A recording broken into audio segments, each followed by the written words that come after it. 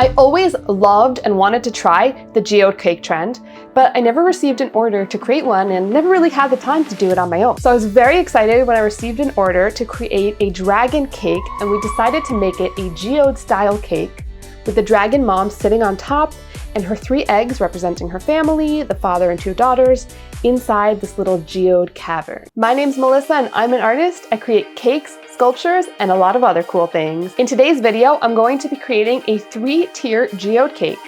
And the dragon that I sculpted in last week's video is going to be sitting on top, along with the 3 eggs inside the geode cave. But I'll let you see for yourself. Let's create this cake.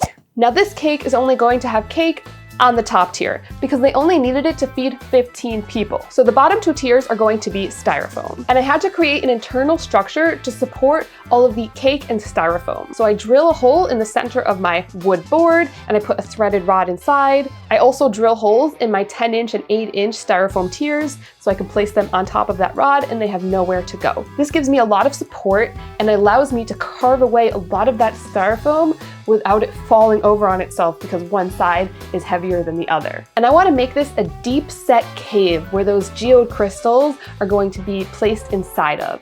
So I carve away a nice big center hole inside of that styrofoam. I create straight, harsh edges to give it that cave-like rocky feel. Carving styrofoam makes a huge mess, so I make sure to vacuum up everything as I go. Otherwise, there will just be styrofoam crumbs in everything. I need to start preparing my isomalt crystals in advance because I'm using molds to make the ones that are going to go along the edges that have these beautiful, sharp, crystal quartz-like edges. And the isomalt needs time to dry before I can continue to make more. So it takes time. You have to give like an hour or 2 in between each pour so they can harden before you take them out. I bought these molds on Amazon. I'll link them below. They're absolutely gorgeous and create these really beautiful crystals that are going to line all the edges of the cake. And I'll pour each one, I let it harden, take it out about an hour or 2 later when it's not so hot anymore, and you can see they're absolutely gorgeous. As I go, I'll just keep pouring that isomalt and creating all of those crystals so I have them ready for the end when it's time to add them to the cake. My dragon eggs are going to look like the dragon eggs from Game of Thrones because this is a Game of Thrones style dragon. And I just love how beautiful they made them. I build up each egg in tinfoil, making it smaller than it's going to be in the end because that modeling chocolate is going to thicken it up and I need to make sure that it's going to fit in the geode cave in the end. The bottom of the egg has a very rocky, almost corally-like stone texture, so I crush up some tinfoil and press it into the chocolate to create that rocky look. And I hand draw each scale onto the sides and top of the egg, giving it a pointed little tip rather than a rounded scalloped look. And I liked that because it created some difference between the rounded scales on the dragon and then the pointy scales on the eggs. And you're probably thinking, Melissa, you keep calling this a cake. Where's the cake? Well, now it's time to finally build up that cake. I always prepare as much as I can in advance for the cake before actually adding the actual cake onto the cake so it stays nice and fresh. Okay, now count. How many times did I just say cake? My clients chose a very popular flavor, which is pistachio cake with lemon and white chocolate buttercream. I build it up like a normal tier first and give it a layer of chocolate ganache on the outside. So I'll be left with my perfectly round 6-inch top tier. And now I'm gonna go ahead and destroy it. Well, just part of it, to create the geode cave inside. I add it on top of the styrofoam so that way I can make sure it lines up perfectly and I carve out the areas of the cake that I want to continue my geode detail onto the top of the cake. Because this is actual cake on top, I don't carve as much as I did with the other 2 tiers because the cake is not as strong and stable. So when I add in those crystals, they're gonna weigh down the top of the cake. I don't wanna have such a large opening that the cake is gonna collapse on itself. That's the beauty with the styrofoam, is I can go wild and create this massive hole in the cake, which I could do with real cake, but it would require a lot more support. And in this case, it just wasn't necessary. And I wanted to keep in as much cake as I could because it still needed to feed 15 people. Now it's time to make this look like one uniform cake rather than styrofoam and chocolate cake on top. So we're going to cover everything in fondant. The whole inside of the cave where the geodes are going to go, I'm going to make it white fondant. And then the whole outside of the cake, I want to be black to give a nice deep contrast against the colorful geode crystals inside. I take apart the whole cake and I cover each section individually. It's just the easiest way to do it. I make sure to line up the black fondant right with the edge of the white, and then I give it a little bit of texture and detailing. I take that crushed up tinfoil and I press it all along the edges of the black where it meets with the white to give it that rocky stone-like texture. And I'm also going in with my Dresden tool and just creating little cracks and lines within the edges of the black, continuing along the cake a little bit to have it feel like, you know, the cave opened up and the sides of it cracked as this happened. So we get those little cracks in the texture. And once the whole cake is covered, I can stack it finally for the last time. It's now found its final resting home and it's ready to be decorated. Along with the isomalt crystals that I made from the mold, I also bought 2 different size sugar rocks that I found on Amazon. It's like medium size that looks like those big pieces of geodes in the center, and then some small ones around the edges where it gets nice and fine and detailed. And that's going to create texture and depth. And they were just the perfect shape and size that I needed. I was so happy that I found these. And I waste no time here. I have to just cover this cake with those geodes because this takes time and my cake is due tomorrow. So let's go.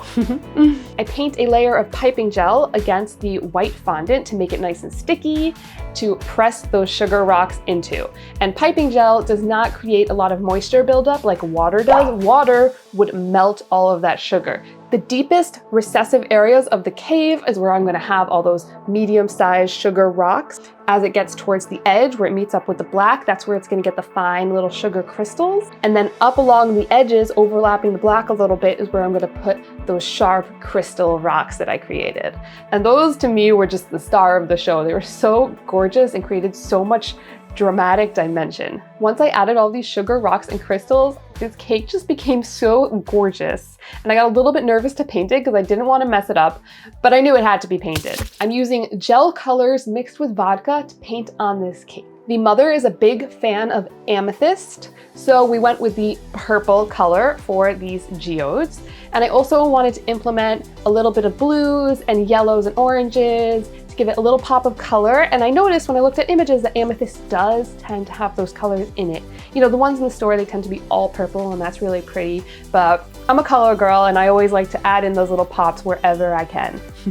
So the darkest recessive parts of the cave is where I went in with that deep purple, and then I made it a little bit lighter as it came towards the front, because as it comes towards the front, light's gonna hit it, it's gonna get lighter. Because the dragon was gonna be gold, the eggs are gonna be silvers and golds, I also wanted to tie in that gold to the geode rock itself. I start adding in that silver gold detail right along the edge up against the black crack.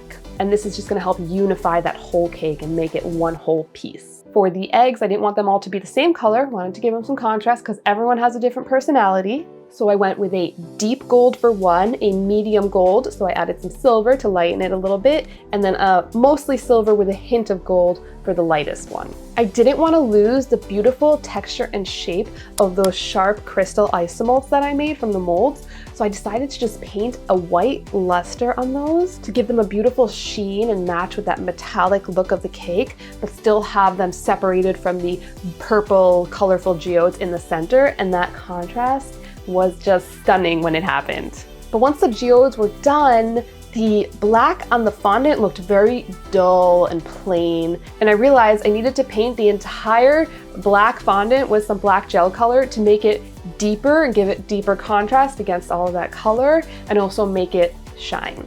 Because gel color, when it dries, it stays shiny, it doesn't go matte. So I painted the whole cake, fixed up all of that gold detailing along the trim and continued it into some of the lines and the cracks of the cake. And I added my dragon on top, which I made in last week's video, to complete the whole look of the cake.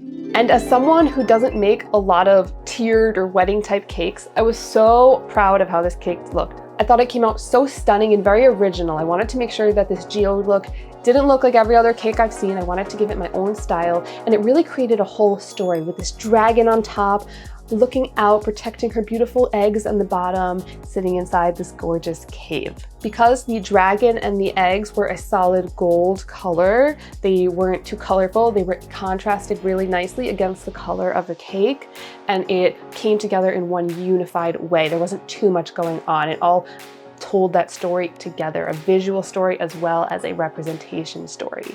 Since this was my first geode cake that I've ever made, and I was so in love with it, of course, right when I was done, I just wanted to make another geode cake. I have not gotten another order for a geode cake since then, but now that I'm creating all of these new cakes and projects on my own for my channel, you can definitely expect to see a geode cake to come. So if you have any ideas of what I could do to create a unique geode piece that no one's seen before, I've got some ideas of my own, but I'd love to hear what you think, and then maybe I'll implement those in the future. So comment below what you got. If you enjoyed watching me create this geode cake, please give this video a thumbs up and do not forget to subscribe for so many more cool projects to come. If you'd like to see the entire process of me creating this cake from start to finish with no cuts, check that out on my Patreon, linked below. All the materials that I used in this cake are also linked below. Thank you so much for following along as I create this crystal geode cake, and I'll see you in the next video.